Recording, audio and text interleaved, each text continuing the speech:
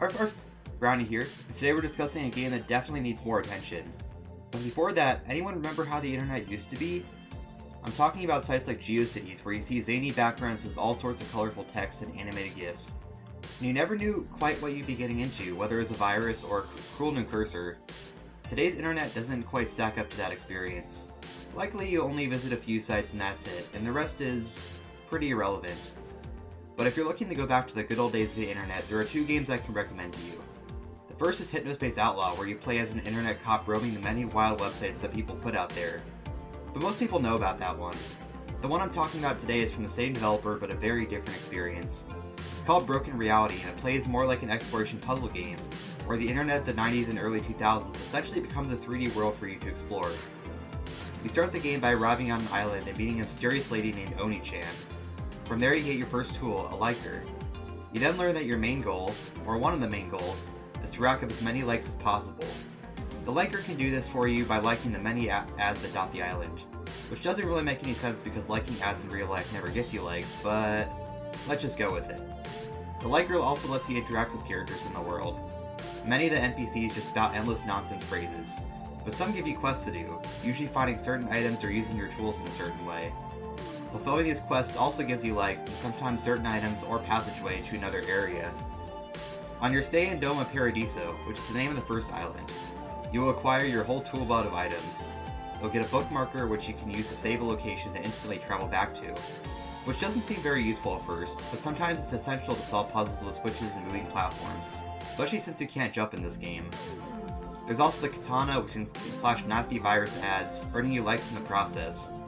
There's the camera, which surprisingly isn't an item just to take in-game screenshots.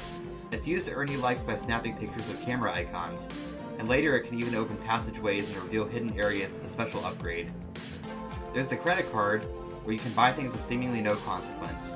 In fact, the game encourages you to go on shopping sprees, where you can buy whatever item shows up on the display to get a combo that's worth extra likes. The final item is potentially the most useful. The hyperlinker, which allows you to zoom towards special rainbow ads, leads to some intense parkour and platforming, and is essential to getting around. All these tools combine to make a rather unique arsenal for solving the world's puzzles and gathering likes. As fun as the first island is, you'll eventually get bored of traversing it and want to see even more worlds and opportunities. If you thought that, well, then you're in luck, because the world has 5 other areas to explore. The second acts as a hub world for the other areas. There's not much to actually do in it, but still a few secrets. The others certainly have their own character and unique set of challenges. The first you'll probably encounter is Aquanet, which you suddenly land in after falling off a bridge. The idea of an internet underwater doesn't make much sense, but the place seems to have all the parts of a computer in the form of various temples that provide their own set of environmental puzzles. Stuff like unclogging fans, hacking into the mainframe, solving math problems. You know, typical computery things. The next world you might encounter was my personal favorite, the Love Cruise. There's an area with all the internals of the boat that you find yourself platforming and bookmarking your way through. And once you get into the public-facing side of the boat, there's a ton of fetch quests involving a very diverse array of NPCs. You'll be making food, collecting lost items from a bar, and taking pictures from the most unique locations, all to access the VIP area, which, basically just leads to the exit of the boat. But it's a super fun time while you're there, even if the ending is lackluster. The next area, GeoCity, was obviously named after a favorite web platform of old, but plays out more like a sprawling metropolis. It's very big and open, although closed off a bit at first. It was probably the most intimidating and confusing one for me to explore. Sometimes it was overwhelming and I needed to look at a guide to see where to go, only to still be confused at what landmarks the guy was talking about. The missions here also get sketchy. I mean, one of them literally asks you to download a car. What could be more exciting than that? That being said, some of the most intense hyperlink parkour can be found here, and it sure got shaky trying to figure out how to zip along building tops, or in midair. After completing all those areas, you find out you're not quite done. There are 15 triangles, which look like a female version of Bill Cipher, that you must gain to access the final area. And backtracking to all the areas for me was a bit groan-worthy, but the game really does want you to have explored everything.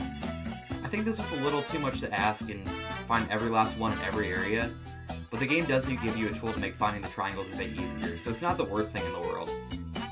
I won't spoil too much about the final area, but it's not my favorite. It does ask you to use everything you've learned in the game to full effect, and the puzzles are manageable, It just feels like it drags on a bit too long after collecting literally everything in the previous worlds. And there's not much in the way of lore or NPCs or quirky internet references to make things more interesting. It's just kinda creepy and weird. But the ending is quite something and will have you thinking for a while. Overall, don't go expecting a huge challenge. Your brain will occasionally get used, but most of the puzzles in this world are more about exploring the environments available and seeing how your tools can interact with them. But that's completely okay, because just the experience of playing the game in itself is an unforgettable trip. Getting lost in these environments is an exercise in relaxation. Never boring, just a meditation on the digital world as it used to be. If you have to look up anything, it doesn't feel like you're cheating the game too much, just circumventing a bit of exploration that might have gotten frustrating anyways. The NPCs and text throughout the game is all hilarious. One of my favorites was Chronic, Sonic's druggy cousin, even though he only showed up in 2 areas. The developers themselves might have even been on some drugs in the making of this game. But that's okay, because drugs lead to good creative outcomes, right? And this is certainly one. If you're a fan of exploring quirky virtual worlds, you'll be more than satisfied with this outing. The graphics are extraordinary for their low-res state. The audio is usually on the ambient side, with the occasional bit of melodic outbreak, but it fits the situation well. And with the 9 hours it took me to get through the story, you can't really go wrong in terms of value here. Overall, I give this game a 9 out of 10. Only frustrating occasionally, and from someone who's bad at puzzle games, that's very high praise. If you'd like to see more playthroughs of great games like this, make sure to hit subscribe. Also check me out on Twitch, where I play the game through in its entirety while having a conversation with lovely folks like you. For now, this is Brownie signing off.